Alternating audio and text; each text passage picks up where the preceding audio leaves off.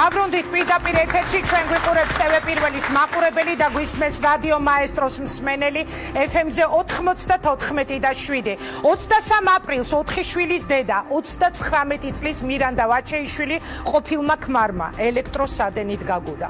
მკვლელმა ცხედარი სახლში დატოვა და მიიმალა.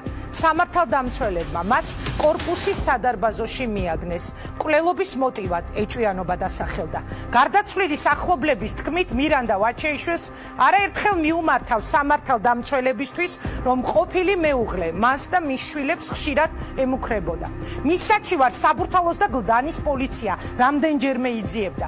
შინაგან საქმეთა სამინისტროში აცხადებენ, რომ მოქალაქის ყველა განცხადებაზე შესაბამისი რეაგირება მოახდინეს.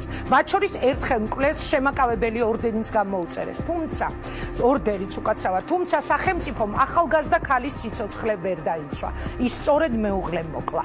გარდაცვლილს ერთი სრულწლოვანი და 3 არასრულწლოვანი შვილი დარჩა. ისინი 86 წლის ბაბუის იმედად დარჩნენ.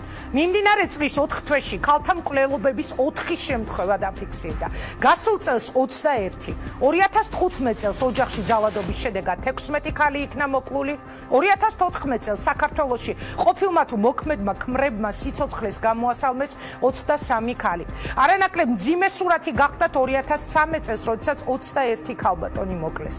ქალთა მკვლელობების ქრონიკა და ოჯახის სიმტკიცის სახელით ჩადენილი სასტიკი დანაშაულები. მაშინ როცა დედაქალაქის ცენტრალურ მოედანზე საზოგადოების ნაწილი ოჯახის სიმტკიცის დასაცავად აქციას აწყობდა, ბოლნიში ცოტა ხნის წინ მოკლულ 23 წლის გოგოს გლოვობდნენ, რომელიც სწორედ ოჯახის სიწმინდის დაცვის სახელით მოკლეს. ოფიციალურ მოტივად ამ შემთხვევაშიც ეჭვიანობა დასახელდა. გარდაცვლილს 2 მცირეწლოვანი ბავშვი დარჩა. იგივე მოტივი დაედო საფუძვლად ასპინძაში 1 თვის წინ მომხდარ მკვლელობასაც. მიუხედავად დიდი სიყვარულისა, ბოლომდე არ უნდა გაუშინაურდეთ ერთმანეთს. ეს უნდა ემჩნეოდეს თქვენს საუბარს, ჩაცმას, გარეგნობას, ქცევას, ამბობს სრულიად საქართველოს კათოლიკოს პატრიარქი. ვინ როგორ გაიგო პატრიარქის ქადაგება? დანგრეული ოჯახები, ეჭვიანობის ნიადაგზე დახოცილი ქალები და დაუსჯელობის სინდრომი. რამდენად ადეკვატურად მოქმედებს სამართალდამცავები მოქმედებენ ოჯახური ძალადობის შემთხვევაში.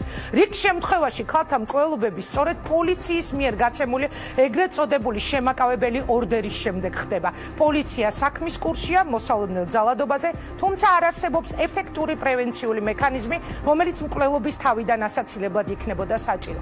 მაგალითად, გასულ წელს აქ თბილისში მეუღლემ 20 წლის ცოლის სიცოცხლეს გამოასალმა. თუმცა მკვლელობამდე რამდენიმე საათით ადრე სასტიკად სცემა მცირეწლოვანი ბავშვის თანდასწრებით. მოძალადე ქმარი პოლიციამ განყოფილებაში გადაიყვანა და ხელწერილი დააწერინა, რის შემდეგაც განყოფილებიდან გამოუშვეს. რამდენიმე საათში ქმარი დანით შეიარაღებული დაბრუნდა და 20 წლის მეუღლე საწოლში დაჭიხა.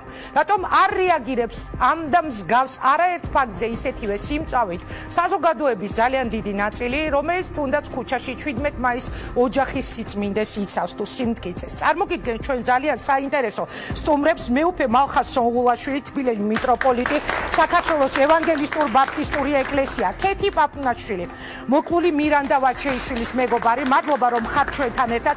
ლაშა გოგოლაძე, ოჯახის სიმტკიცის აქციის ერთ-ერთი მონაწილე, ნინო დარსაველიძე, ნარკოტიკების მომხმარებელთა საქართველოს ქსელი თეონა ჭალიძე, ახალი საქართველოდან ჩვენთან არის სტუმრად, ხოლო მაგიდასთან